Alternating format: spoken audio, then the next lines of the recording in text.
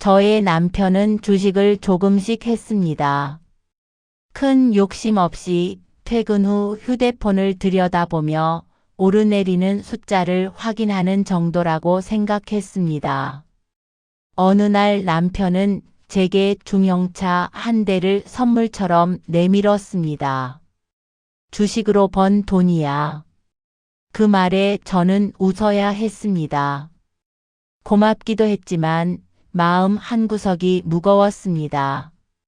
눈에 보이는 차라는 결과 앞에서 그만하자는 말은 너무 인색해 보일 것 같았고 괜히 기쁨에 찬 얼굴을 망치고 싶지 않아 저는 침묵을 선택했습니다. 사실은 잃을까봐, 그보다 더 크게 잃을까봐 두려웠지만요.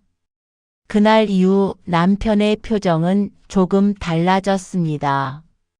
자신감이 묻어났고 말 끝에는 늘 이번엔 다르다는 확신이 붙었습니다. 저는 애써 모른 척했습니다.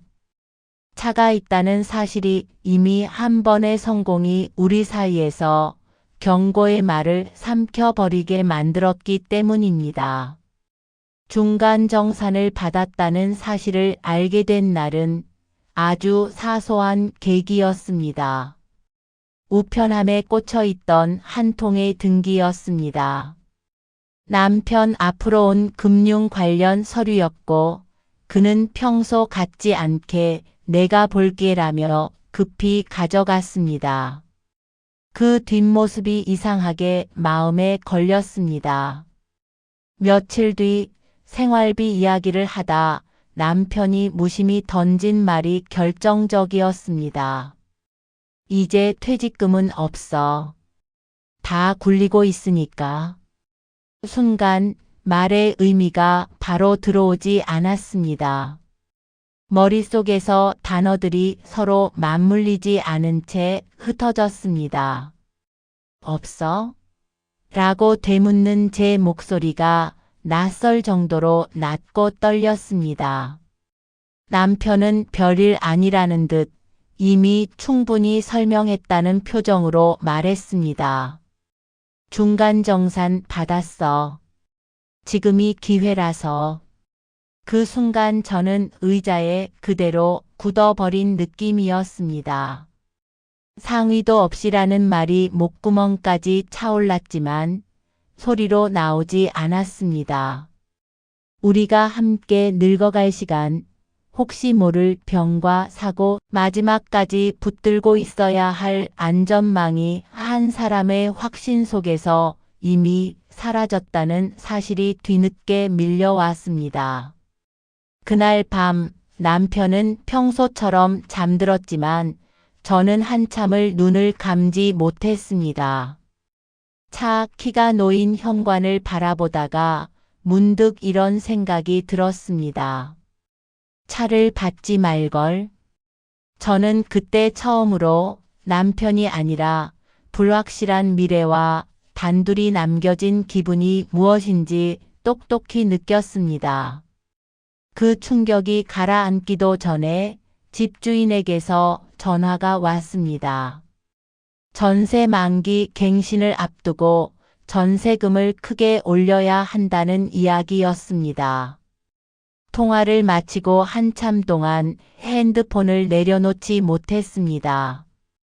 저는 계산기를 두드렸고 통장 잔액을 다시 확인했습니다. 이미 퇴직금이라는 마지막 여유가 사라진 상태에서 인상된 전세금은 감당하기 어려운 수준이었습니다. 남편에게 말을 꺼냈을 때 그는 잠시 침묵하다가 이렇게 말했습니다. 지금은 돈이 묶여 있어. 조금만 기다리면 풀릴 거야. 조금만이라는 말이 그렇게 막막하게 들린 적은 없었습니다. 당장 이 동네를 떠나야 하나. 아이들의 학교 이름이 머릿속에 떠올랐습니다. 친구들 익숙한 골목 학원까지 걸어가던 길. 그 모든 것이 전세금 인상이라는 숫자 앞에서 하나씩 지워졌습니다. 변두리 지역의 매물들을 보며 저는 처음으로 후퇴라는 단어를 실감했습니다. 더 넓은 집도 더 나은 환경도 아니었습니다. 그저 버티기 위한 선택이었습니다. 전학 이야기를 꺼냈을 때 아이들은 아무 말도 하지 않았습니다. 그 침묵이 오히려 더 아팠습니다. 저는 괜찮다고 말했지만 스스로를 설득하는 말이라는 걸 알고 있었습니다. 학군을 옮긴다는 것은 주소만 바꾸는 일이 아니라 아이들의 시간을 끊어내는 일이었기 때문입니다. 짐을 싸던 날, 저는 현관에 놓인 차키를 한 번 더 바라보았습니다. 주식으로 샀다는 그 차는 여전히 반짝였지만 제 마음속에서는 이상하게도 무겁게 가라앉아 있었습니다. 그 차가 우리를 앞으로 데려가는 것이 아니라 이미 지나온 자리를 조용히 밀어내고 있다는 생각이 들었습니다. 변두리로 옮긴 뒤 집은 조용해졌습니다. 공간이 작아진 탓만은 아니었습니다. 말수가 줄었고 서로의 눈을 마주치는 일이 드물어졌습니다. 남편은 더 이상 주식 이야기를 꺼내지 않았습니다. 휴대폰 화면을 제 앞에서 보지 않았고 밤이 되면 조용히 외출 준비를 했습니다. 어느 날 남편은 아무렇지 않은 듯 말했습니다. 대리운전 좀 해보려고. 그 말에는 변명도 자랑도 없었습니다. 마치 이미 오래전부터 정해져 있었던 선택처럼 담담했습니다. 저는 고개만 끄덕였습니다. 묻고 싶은 말은 많았지만 묻지 않는 것이 그를 덜 다치게 할 것 같았습니다. 그는 낮에는 평소처럼 일했고 밤이 되면 형광조끼를 챙겨 나갔습니다.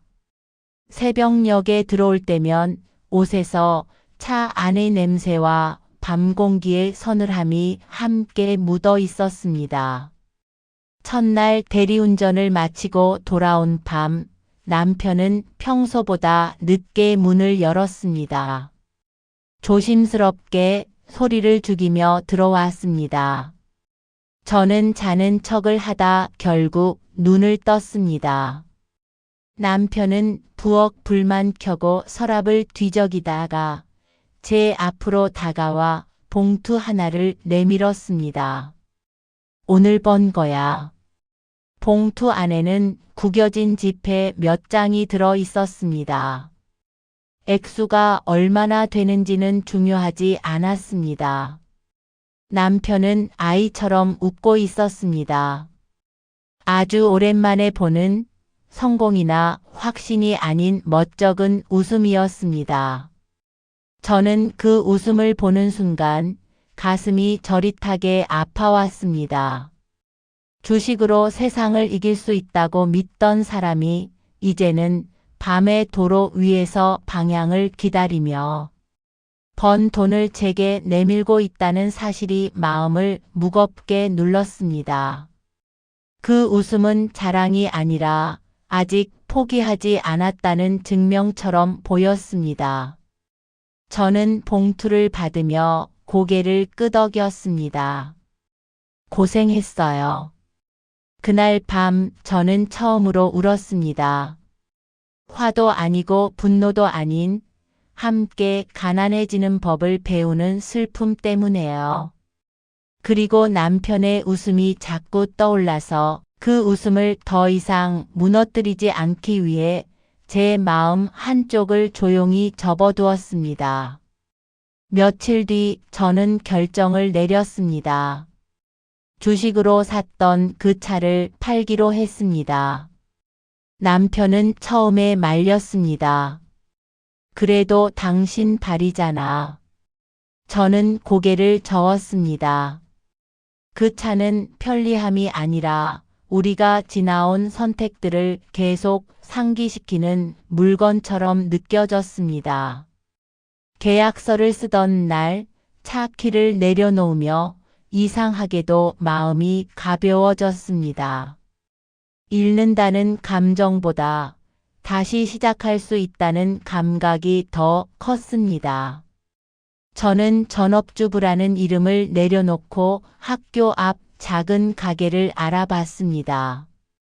거창한 꿈은 아니었습니다. 아이들 눈에 보이는 거리에서 아이들 시간과 겹치지 않는 일. 결국 선택한 것은 떡볶이였습니다. 매운맛보다 단맛이 강한 아이들이 좋아하는 맛으로 레시피를 몇 번이고 고쳤습니다. 새벽마다 육수를 끓이며 이게 과연 될까라는 생각도 했지만 손을 움직이고 있다는 사실 자체가 저를 단단하게 만들었습니다. 개업 첫날 아이들은 학교에 가며 가게 앞을 몇 번이나 힐끗거렸습니다. 엄마, 오늘 떡볶이 해? 그 한마디에 저는 웃으며 고개를 끄덕였습니다. 오후가 되자 교복을 입은 아이들이 하나둘 모여들었습니다. 우리 아이들은 수업이 끝나면 친구들을 데리고 왔습니다. 우리 엄마 떡볶이야. 그 말은 자랑 같기도 하고 확인 같기도 했습니다.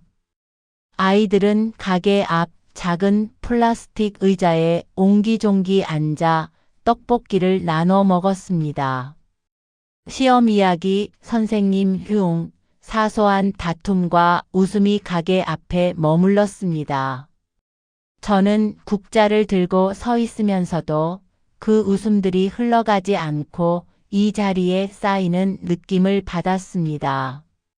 집에서는 놓치던 아이들의 하루가 이제는 제 눈앞에서 펼쳐지고 있었습니다. 장사가 잘 되는 날도 있었고 거의 팔리지 않는 날도 있었습니다. 하지만 아이들은 매일 들렀습니다. 비 오는 날엔 우산을 들고 와서 엄마, 오늘은 덜 매워.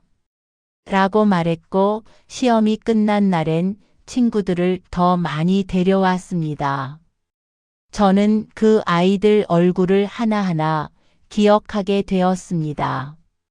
누가 매운 걸 못 먹는지, 누가 어묵 국물을 좋아하는지. 저녁이 되면 남편이 대리운전을 마치고 가게로 들렀습니다. 남은 떡볶이를 함께 먹으며 그날 번 돈을 조용히 테이블 위에 올려두곤 했습니다. 우리는 이제 큰 계획을 말하지 않았습니다. 대신 오늘 얼마를 벌었는지, 아이들이 무슨 이야기를 했는지를 나눴습니다. 숫자는 작았지만 삶은 조금씩 제자리를 찾는 것 같았습니다. 어느 날 아이가 말했습니다. 엄마, 우리 집 요즘 가난해? 저는 잠시 생각하다가 이렇게 대답했습니다. 아니, 우리 집은 요즘 같이 사는 법을 배우는 중이야. 학교 앞에서 떡볶이를 팔며 저는 알게 되었습니다. 돈은 한 번에 벌어 잃는 것이 아니라 하루를 살아내며 조금씩 쌓는 것이라는 것을요. 그리고 그 과정 속에서 아이들이 웃으며 가게로 달려오는 이 시간이야말로 우리가 잃지 않은 가장 큰 자산이라는 것을 저는 이제야 분명히 느끼고 있었습니다. 그렇게 저희 가족은 단단하게 똘똘 뭉쳐서 예전보다 더 웃으며 지냈습니다. 큰 아이가 대학에 들어가던 해, 저는 그 아이의 등을 유난히 오래 바라보았습니다. 교복 대신 낯선 과잠을 입고 집을 나서는 뒷모습에서 시간이라는 것이 얼마나 빠르게 흘러가는지 실감했습니다. 학교 앞에서 떡볶이를 팔며 아이들의 하루를 지켜보던 제 자리에도 이제는 작은 공백이 생긴 듯 했습니다. 그런데 어느 주말 큰아이가 친구들을 데리고 가게로 찾아왔습니다. 엄마, 이 떡볶이 내가 진짜 좋아하는 거라 자랑 좀 했어. 아이의 친구들은 국자를 든 제 모습을 신기하게 바라보다가 한 입 먹고는 눈을 크게 뜨며 웃었습니다. 진짜 맛있다. 그 말이 유난히 크게 들렸습니다. 그날 이후로 큰 아이의 대학 친구들이 하나둘씩 찾아왔고 수업이 끝나거나 공강이 생기면 자주 들렀습니다. 어느 날 큰 아이가 말했습니다. 엄마, 학교 근처에도 있으면 좋겠대. 처음에는 웃어 넘겼습니다. 떡볶이 하나로 무슨 대학 가냐고, 그건 너무 큰 이야기 같았습니다. 하지만 아이의 친구들이 시험 기간마다 단체로 주문을 하고 방학이 되어도 일부러 찾아오는 모습을 보며 마음이 조금씩 흔들렸습니다. 작은 가게에서 시작한 일이 생각보다 멀리까지 닿고 있다는 사실이 조심스럽게 느껴졌습니다. 결국 우리는 대학 근처에 작은 2호점을 열었습니다. 화려하지 않은 가게였지만 첫 가게와 같은 냄비와 같은 레시피를 썼습니다. 다만 그곳에는 남편이 있었습니다. 어느 날 남편은 대리운전 앱을 조용히 지우고 앞치마를 둘렀습니다. 밤길 대신 낮에 가게를 지키는 얼굴은 처음 보는 표정이었습니다. 피곤함 대신 사람을 상대하는 온기가 묻어 있었습니다. 아이들도 자연스럽게 일손을 거들었습니다. 방학이면 재료를 나르고 주문을 받아주었습니다. 큰 아이는 후배들에게 떡볶이를 건네며 이거 우리 엄마 거야 라고 말했고, 작은 아이는 계산대 옆에서 어묵을 나눠주며 손님들과 눈을 맞췄습니다. 가게는 어느새 가족의 시간이 모이는 장소가 되었습니다. 저는 두 가게를 오가며 문득문득 생각했습니다. 처음 학교 앞에서 국자를 들던 날, 저는 그저 버티기 위해 시작했을 뿐이었습니다. 그런데 그 국자가 아이들의 친구를 데려오고 가족을 다시 한자리에 모으는 도구가 될 줄은 몰랐습니다. 저녁이 되면 2호점 문을 닫고 남편과 아이들이 함께 집으로 돌아왔습니다. 그날의 매출보다 더 중요했던 것은 서로의 하루를 알고 있다는 사실이었습니다. 누가 어떤 손님을 만났는지, 어떤 말에 웃었는지를 자연스럽게 나누는 시간 속에서 우리는 비로소 같은 방향을 보고 있다는 느낌을 받았습니다. 큰 아이가 말하던 어느 밤이 있었습니다. 우리 집 되게 따뜻해. 그 말 한마디에 저는 조용히 고개를 끄덕였습니다. 우리는 부자가 되지는 않았지만 잃어버렸다고 생각했던 것들을 하나씩 되찾고 있었습니다. 그리고 그 중심에는 여전히 따뜻한 김이 오르는 떡볶이 냄비가 있었습니다.